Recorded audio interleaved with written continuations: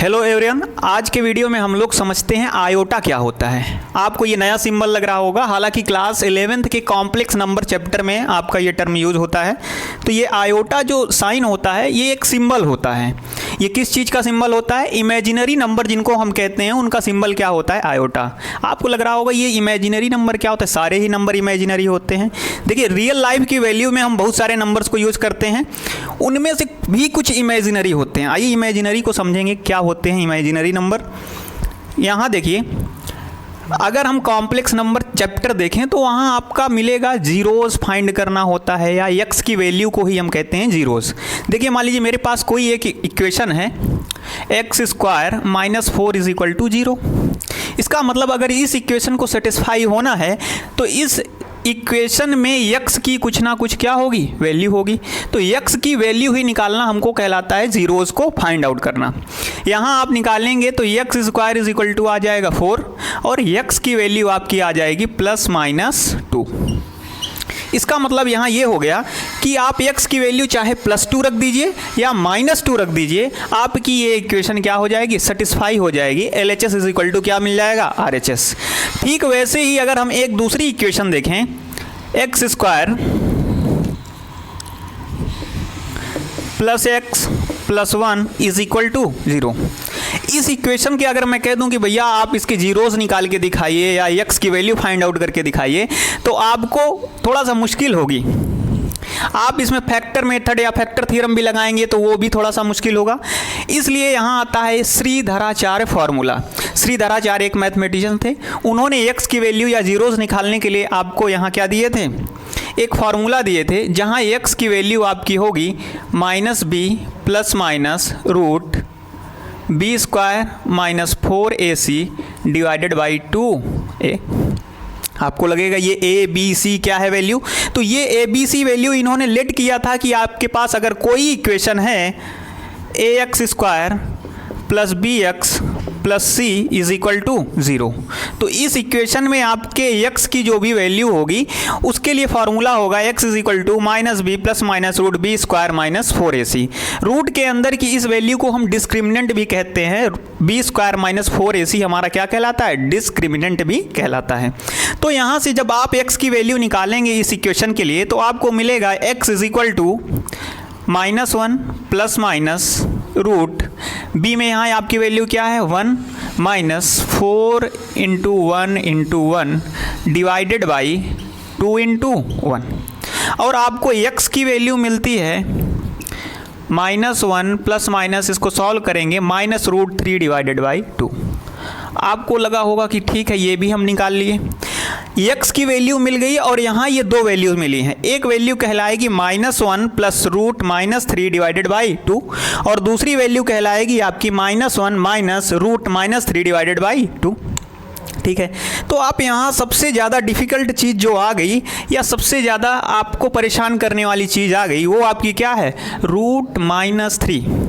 क्योंकि ये जो नंबर आ गया ये पॉसिबल ही नहीं है, इसीलिए हम इसको क्या कहते हैं? Imaginary number. क्यों पॉसिबल नहीं है? आप ज़रा ध्यान से देखिए। मान लीजिए आपका यहाँ क्या है? कोई नंबर है, जैसे यहाँ आपका क्या था? x² इज इक्वल टू क्या था? 4 था।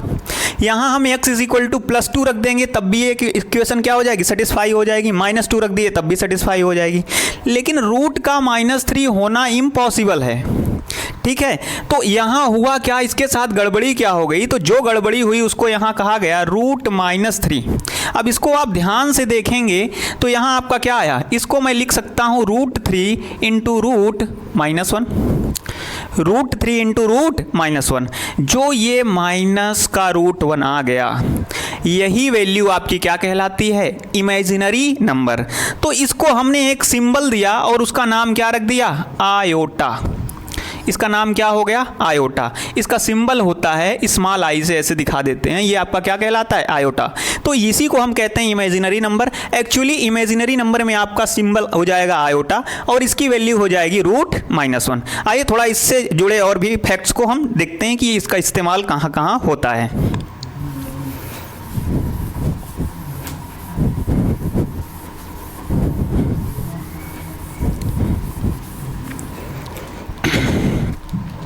आप यहाँ देखेंगे इसका यूज जो आयोटा आया इसका यूज, हालांकि आयोटा की वैल्यू हमने क्या निकाल ली थी, √(-1). अब जरा इसको थोड़ा ध्यान से देखिए कि अगर ये आयोटा हुआ तो इसकी वैल्यू क्या हो जाएगी, √-1। अगर ये 2 आयोटा हो जाता तो इसकी वैल्यू क्या होती, या मान लो 3 आयोटा हो जाता तो इसकी वैल्यू क्या होती, या n आयोटा हो जाता तो इसकी वैल्यू क्या होती। तो ये जाहिर सी बात है, बढ़िया क्वेश्चन है। यहाँ देखिए आयोटा मतलब √-1, यहाँ आप 2 को -1 से यहाँ आप मल्टीप्लाई करेंगे तो यहाँ क्या आ जाएगा आपका 2 आयोटा या 2√-1, 3 आयोटा 3 √-1, 4 आयोटा या 4 √-1। इसको ध्यान से देखेंगे तो इसको मैं लिख सकता हूँ 2 × √-1।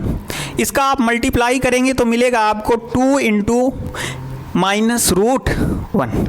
लेकिन यहाँ आपको ध्यान से देखना है, इसको मैं अगर लिखना हुआ तो मैं क्या लिख सकता हूँ, 2 को लिख सकता हूँ √4 × √-1। आप यहाँ से आप लिख सकते हैं √-4।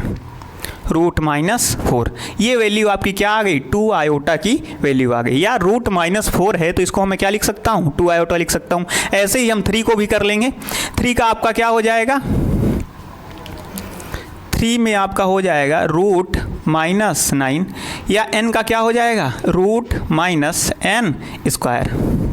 ठीक है, ये तो आपका आ गया 2 आयोटा 3 आयोटा या n आयोटा की वैल्यू। मान लीजिए कह दिया जाए आयोटा स्क्वायर की वैल्यू क्या होगी, तो आप सिंपल सा देखिए आयोटा स्क्वायर की वैल्यू क्या होगी। आयोटा स्क्वायर की वैल्यू, हमको आयोटा की वैल्यू मिली थी √-1। रूट का मतलब क्या होता है, पावर क्या है इसकी, पावर इसकी फ्रैक्शन में है। Iota = -1 to the power 1/2।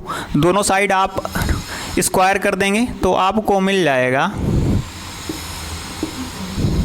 ये कैंसिल हो जाएगा, आयोटा स्क्वायर = -1।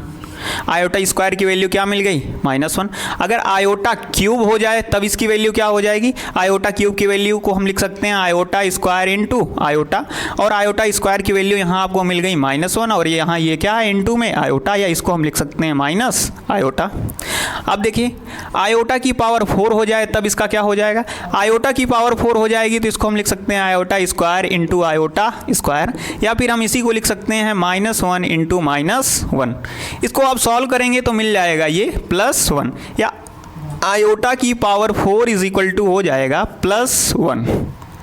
अब देखिए और भी थोड़े से देख लेते हैं, गर्मी ज़्यादा लग रही है।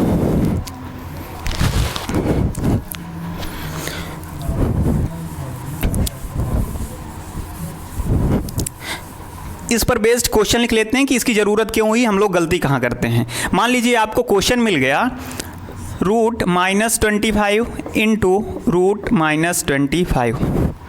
मैं अगर आपको कह दूं इसको सॉल्व कीजिए तो आप लोग आसानी से करेंगे कि भैया ये रूट है, रूट के अंदर अंदर क्या हो जाएगा, मल्टीप्लाई। आप सिंपल सा फार्मूला लगाएंगे √-25 × -25, और माइनस को मल्टीप्लाई करके प्लस कर देंगे, और आप इसको लिखेंगे 625, और सिंपल से ये 25 का स्क्वायर होता है, आप सीधा से लिख देंगे आंसर क्या आएगा 25।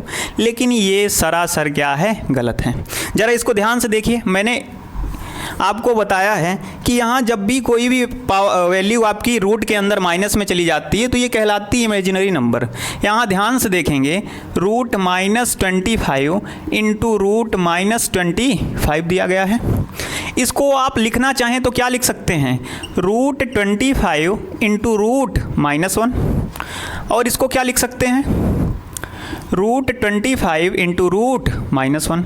हमने अभी अभी पढ़ा आयोटा = क्या होता है, √-1।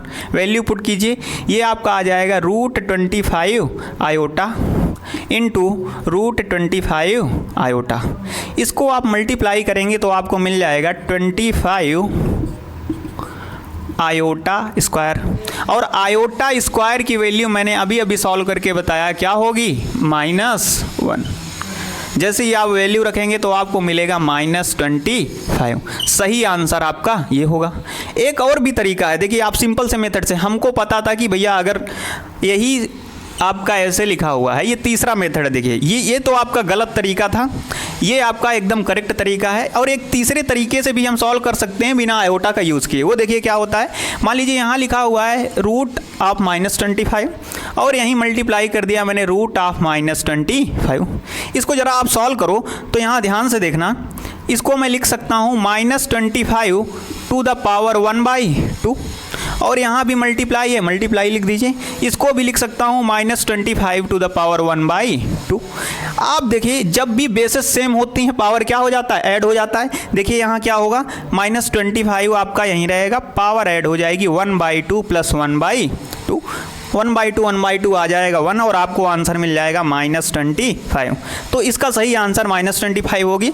तो इसी तरह के क्वेश्चन को सॉल्व करने के लिए हम आयोटा का यूज़ करते हैं। हालांकि ये मेथड आपका गलत था, इसको आप नहीं यूज़ करेंगे, आप चाहे ये मेथड यूज कर लीजिए चाहे ये। आयोटा आपको इंट्रोड्यूस कराया जाता है क्लास 11th के कॉम्प्लेक्स नंबर के चैप्टर में। उम्मीद होगा आपको ये समझ आया होगा। ऐसे ही वीडियो देखने के लिए हमारे चैनल पर आप बने रहें। Thank you.